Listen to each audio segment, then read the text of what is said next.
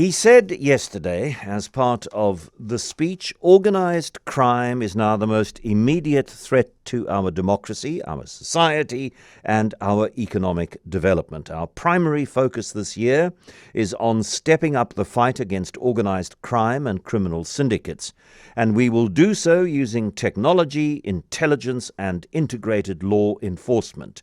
We will tackle organised crime by consolidating intelligence at the national level, identifying priority syndicates, and deploying hand-picked multidisciplinary intervention teams focused on dismantling criminal networks.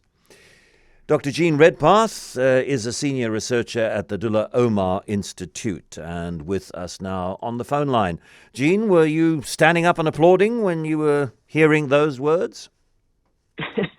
I think the difficulty is in knowing exactly what the words mean.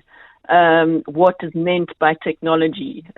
What do they mean when they say consolidating intelligence? What is meant by integrated law enforcement? Does that mean they're going to integrate with Metro Police, or they're just talking about integrating with prosecution? You know, what the devil is in the detail. So we don't really know what is meant on a lot of these things, and there are a lot of question marks on a lot of what is in place at the moment. So, for example, on intelligence, the Inspector General of Intelligence remains suspended. There's no acting Inspector General, as far as I know, and that wasn't addressed at all. And if you're going to consolidate intelligence in a particular place, there needs to be suitable oversight over that. And if we don't have an Inspector General of Intelligence, how is that going to happen? So yes, more questions than answers from the words in the speech. And I'm not going to suggest that we take Paul O'Sullivan as gospel on anything to do with the world of crime, but his statements around crime intelligence and the massive slush fund that it has become do ring true. And when Cyril Ramaphosa says we'll consolidate intelligence, I go, what intelligence? There is no intelligence of any note to consolidate, crime intelligence and national intelligence at the sort of espionage level. There's absolutely no evidence that any work of any quality is being done in that area. So, talk about building a decent intelligence capacity and doing it as quickly as possible, but consolidating what?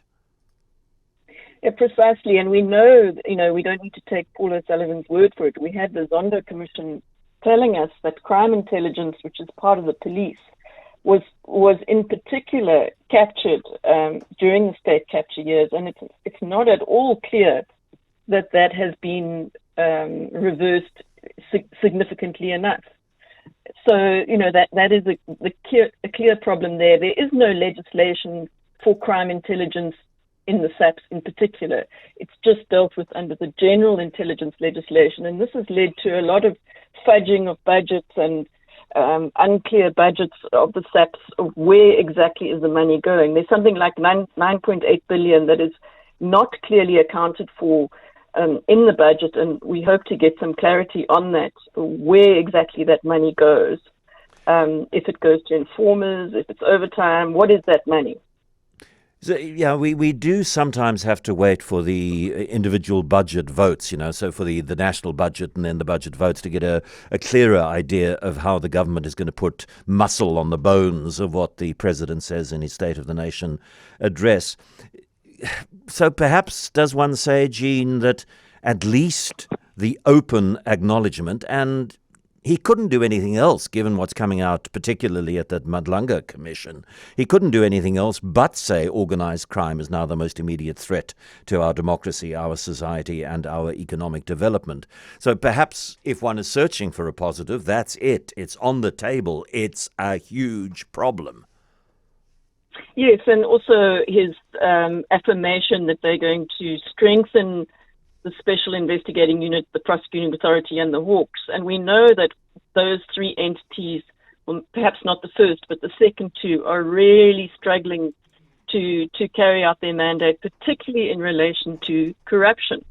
I remain a bit concerned that the findings out of the Madlanga Commission are going back to the SAPS to investigate. Yeah. when in fact it is the Independent Policing Investigative Directorate that has the mandate over systemic corruption in the police, and it is Investigating Directorate Against Corruption in the NPA, which has the mandate for things arising out of commissions of inquiry. So this is an anomaly, and it is concerning that the police are going to investigate themselves. And it's quite clear that there's a great deal of factionalism within the police, and that will no doubt influence the way the investigations go.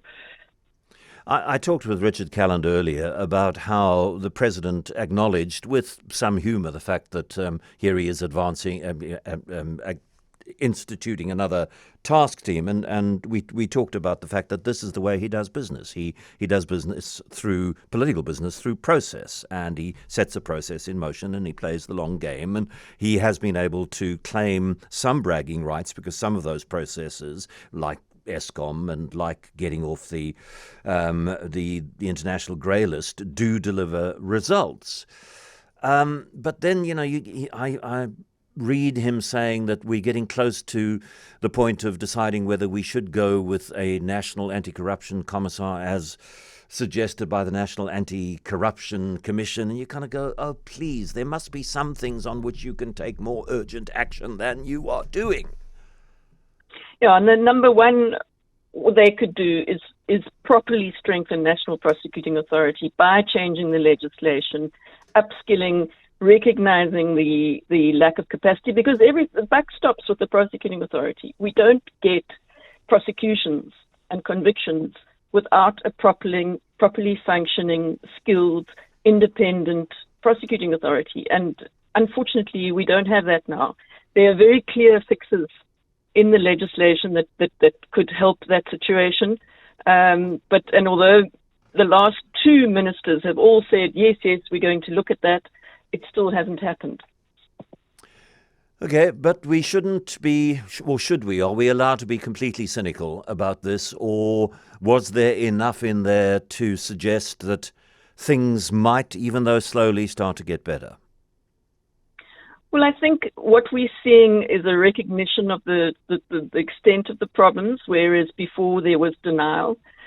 We've at least got some political will towards doing something to address them, even if it's not always in the right direction or the right priority. So I think, yes, overall we can say some progress. Okay, well, that's something. Some progress is better than no progress or regression.